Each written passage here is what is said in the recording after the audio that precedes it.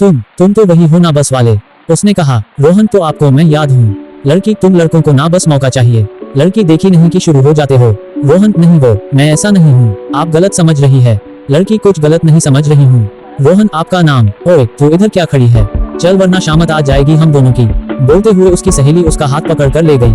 अरे सुनो, नाम तो बताती जाओ। मैं चिल्लाया मगर वो जा चुकी थी। विशाल, अरे रे, चली गई, नाम भी नहीं बता के गई। बेचारा मेरा दोस्त अब इस दुनिया के मेले में कैसे ढूंढेगा। रोहन, कमीने, छोड़ूंगा नहीं तुझे। अब तक कहाँ था? विशाल, वहाँ दूर खड़े मजे ले रहा था। रोहन, हो गया तो चलें, देर हो गई है। विशाल, हाँ तो मैं कहाँ मरा जा रहा हूँ यहाँ रुकने के लिए। रात को दोनों होटल के कमरे में बेड पर लेटे हुए थे। रोहन, यार विशाल एक बात पूछूं? विशाल, हाँ बोलना, क्या बात है? रोहन, उस लड़की का नाम क्या होगा? विशाल, मीना, टीना, सीमा, कुछ तो होगा ही। रोहन, जो भी हो मैं आज से उसे नैना बुलाऊंगा, खूबसूरत आंखों वाली नैना। विशाल, देख भाई, तू ना इस लड़की को भूल जा, यही अच्छा होगा तेरे लिए। यार ऐसी लड़कियों का ना कोई भरोसा नहीं। मुझे तो ये कोई लुटेरी लगती है, तभी तो जब भी मिलती है चेहरा ढक कर आती है। या फिर उसकी सिर्फ आंखें ही अच्छी होगी, चेहरा बिगड़ा हुआ होगा तभी तो छुपाती है। प्लीज यार मेरी बात मान, भूल जा उसे। रोहन, नहीं यार, मुझे ऐसा नहीं लगता। जरूरी नहीं है कि हम जो सोच रहे हो वही सही हो सकता है उसकी कोई मजबूरी हो। अगली बार मिलेगी तो जरूर पूछूंगा। विशाल, फिर तो भूल ही जा, क्योंकि ये तुम्हारी आखिरी मुलाकात थी। कल हमें वापस जाना है, भूल गया क्या? रोहन, यार हम 2-3 दिन और नहीं रुक सकते। विशाल, पागल हो गया है क्या? बड़ी मुश्किल से 2 दिन की छुट्टी दी है बॉस ने, अगर 2-3 दिन रुकेंगे तो फिर गई नौकरी हम दोनों की। रोहन, प्लीज यार कुछ करना, सिर्फ 3 दिन, अगर वो नहीं मिली तो पक्का चौथे दिन चले जाएंगे प्लीज। विशाल, ठीक है, करता हूँ कुछ। 3 दिन में वो नहीं मिली तो चौथे दिन खींच के ले जाऊंगा। रोहन, थैंक्स यार। सुबह 8 बजे हम उठे, दोपहर ऐसे ही होटल में बीता दी और शाम 5 बजे तैयार होकर मैं बाजार चला गया। मुझे मेरी बहन नेहा के लिए कुछ सामान खरीदना था। मैं मार्केट पहुंचा, सारा सामान लेकर बस मार्केट से बाहर ही निकल रहा था कि मेरी नजर एक बहुत ही सुंदर ब्रेसलेट पर गई। नेहा को ब्रेसलेट बहुत पसंद है, इसलिए उसके लिए ले लेता हूँ, यही सोच मैं वहां गया। भैया ये कितने का दिया? जी 200 रुपए, वो दुकानदार बोला। तभी एक लड़की की आवाज सुनाई दी, भैया ये ब्रेसलेट कितने का दिया? जी 200 का, लेकिन वो इस भाई साहब ने ले लिया है। दुकानदार बोला, नहीं कोई बात नहीं, आप रख लीजिए। मैंने उसकी तरफ देखते हुए कहा, नहीं महंगा है, आप ही रखिए। वो मेरी तरफ देखते हुए बोली, लड़की तुम यहाँ भी आ गए, पीछा कर रहे हो मेरा? कौन हो तुम? जाओ यहाँ से वरना मैं पुलिस को बुलाऊंगी। रोहन, मैडम मेरी बात सुनिए, आप गलत समझ रही है, डरिए मत आप। उतने में एक चोर उस लड़की का पर्स खींच कर भागा। लड़की, अरे मेरा पर्स। दुकानदार, अरे चोर पकड़ो उसे। लड़की, रहने दो भैया, मुझे कोई मुसीबत खड़ी नहीं करनी, छोड़ो, जाने दो उसे। दुकानदार, लेकिन मैडम आपका पर्स चुरा कर भागा है, ऐसे कैसे जाने दे? कैसी लड़की है ये? थोड़ी देर बाद मैं भागते हुए उस दुकानदार के पास आया, भैया वो लड़की कहाँ गई? दुकानदार, चली गई, वो तो बड़ी अजीब लड़की थी, पर्स चोरी हो गया फिर भी चोर को जाने देने के लिए बोल रही थी।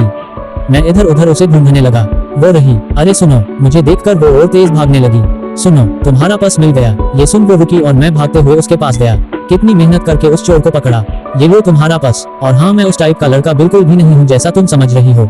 लड़की, माफ कीजिएगा, मैंने आपको गलत समझा। रोहन, कोई बात नहीं, आओ तुम्हें रोड तक छोड़ दूं। लड़की, ठीक है चलिए। रोहन, एक बात पूछूं? लड़की, हाँ पूछो। रोहन, तुम हमेशा ये बुर्का क्यों पहनती हो? मुस्लिम हो? लड़की, नहीं हूँ तो हिंदू ही, बस कुछ मजबूरी है इसलिए। रोहन, क्यों? कोई प्रॉब्लम हो तो तुम बता सकती हो मुझे, वैसे भी मैं एक क्राइम रिपोर्टर हूँ, अगर कुछ बात है तो कह सकती हो। लड़की, अरे नहीं ऐसा कुछ नहीं है, चलो मेरी मंजिल तो आ गई, अब यहाँ से आप अपने रास्ते और मैं अपने। रोहन, बातों में पता ही नहीं चला। लड़की, बाय। रोहन, ऐसे कैसे बाय? तुम्हें नहीं लगता कि तुम कुछ भूल रही हो?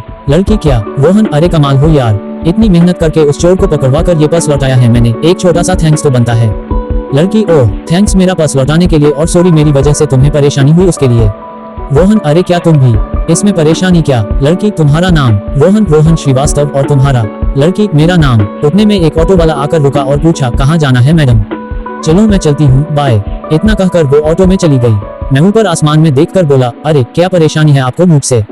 जब भी नाम पूछता हूँ तो कुछ ना कुछ हो ही जाता है, जिससे वो बिना नाम बताए चली जाती है। अगर वो लड़की मेरी किस्मत में होगी तो कल भी आप मुझे उनसे जरूर मिलाएंगे। मैं अपने होटल पहुंचा और विशाल को सारी बातें बताई। विशाल, क्या बात है, ये चोर और क्रिमिनल्स तो यहाँ भी तेरा पीछा नहीं छोड़ते। चलो इसी बहाने कुछ बात तो हुई तेरी। नाम में क्या रखा है? रोहन, हाँ यार, अब सो जा, कल सुबह मंदिर जाना है, जल्दी उठना है, गुड नाइट।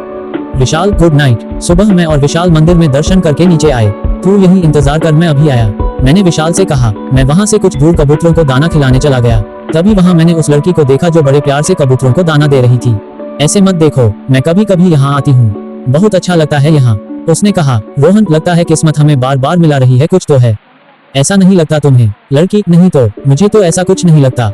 वैसे हम दोस्त बन सकते हैं रोहन, लेकिन एक शर्त पर। लड़की कौन सी? रोहन, पहले तुम्हें अपना नाम बताना होगा, तभी मैं तुमसे दोस्ती करूंगा। लड़की, नैना। यही नाम रखा है ना तुमने मेरा, तो आज से तुम मुझे इसी नाम से बुलाओगे। नैना, ठीक है। रोहन, तुमको कैसे पता? लड़की, तुम्हारे दोस्त विशाल ने बताया। रोहन, उससे कब मिली? लड़की, कुछ देर पहले इसी मंदिर में। रोहन, साला यहाँ भी इसको चैन नहीं है। आ गया मेरी बैंड बजाने, मैं मन में ही बड़बड़ाया। वैसे और क्या क्या बताया उसने? लड़की, और तो कुछ नहीं बताया। रोहन, अच्छा हुआ, क्या हम कल यहीं मिल सकते हैं? लड़की, ठीक है, बाय, अब मैं चलती हूँ। रोहन, बाय। विशाल के बच्चे, क्या जरूरत थी नैना को सब बताने की? साले, तू राहु बनकर मेरे सिर पर क्यों मंडरा रहा है? मैंने क्या बिगाड़ा है तेरा? मैं विशाल के पास आते हुए बोला। विशाल, अब मैंने क्या किया यार? रोहन, तूने बताया क्यों नहीं कि तू नैना से मिला? विशाल, वो तो पूजा की थाली लेने गया था तब मंदिर के बाहर मिली थी। उसने सामने से बुलाया तो कर ली थोड़ी बातें। कॉफी शॉप, शाम 5 बजे, कल वहीं बुलाया है उसने मिलने के लिए। नैना ने अपनी दोस्त अंकिता से कहा। अंकिता, यार तू रोहन को सब कुछ क्यों नहीं बता देती? हो सकता है वो तुम्हारी कुछ मदद कर सके। नैना, नहीं अंकिता, मैं रोहन को कुछ नहीं बता सकती, ये जानते हुए भी कि मैं कौन हूँ, मेरी सच्चाई क्या है। तो फिर क्यों ढकेलूं उस भले इंसान को अपने नरक में? क्या तुम नहीं जानती कि अगर उसे पता चल गया तो वो क्या हाल करेगा रोहन का? सोचकर भी मेरी रूह कांप उठती है। अंकिता, तो क्या उस इंसान से बचने का कोई रास्ता नहीं? तुम कब तक इस तरह भागती छुपती फिरोगी? नैना, पहली बार किसी इंसान ने मुझे देखे बिना मुझसे प्यार किया। मेरे चेहरे से नहीं पर मेरे दिल से प्यार किया। सोच, वो इंसान की नजर में प्यार की क्या कीमत होगी। हाँ, ये सच है कि इन 2 दिनों में मैं उससे प्यार करने लगी हूँ और ये बात मैं उसको कल जरूर बताऊंगी। इधर रोहन बेड पर लेटे हुए विशाल से बोला, यार विशाल, मैं नैना को कल अपने दिल की बात बता दूंगा। विशाल, अगर वो तुमसे प्यार नहीं करती होगी तो? अगर उसने तुम्हें जोर का थप्पड़ जड़ दिया तो? नहीं। अगर उसने तुम्हें पुलिस के हवाले कर दिया तो? फिर तो तू गया काम से। फिर तो टूटे दिल के टुकड़े लेकर आना मेरे पास, साथ में बैठकर 2 पैग मारेंगे। रोहन, साले, तेरे मुंह से मेरे लिए कोई अच्छी बातें नहीं निकल सकती क्या? तू ना मेरी प्रेम कहानी शुरू होने से पहले ही खत्म कर देगा। विशाल, अरे मजाक कर रहा हूँ, तू ना कल आई लव यू बोल ही दे। हाँ, अगर मना किया तो भूल जाना उसको एक अच्छा सपना समझकर। रोहन, तू नहीं सुधरेगा। गुड नाइट, चल सो जा अब। विशाल, वैसे नींद आएगी तुझे? अगर अभी गई तो सपने में भाभी आएगी, उससे दिल की बात बोलेगा और उसने थप्पड़ मार दिया तो? नहीं नहीं, तू सोना ही मत। रोहन ने तकिया उठाकर जोर से विशाल को मारा। चुपचाप सो जा। विशाल, सोता हूँ ना यार, मारता क्यों है? सुबह मैं मंदिर जाने के लिए तैयार हो गया। चलता हूँ विशाल, शाम तक आ जाऊंगा। विशाल, ऑल द बेस्ट रोहन। मैं थैंक्स बोलकर निकल गया। मंदिर पहुंचकर सबसे पहले भगवान के दर्शन किए और बोला, हे भगवान, आज सब अच्छा ही करना।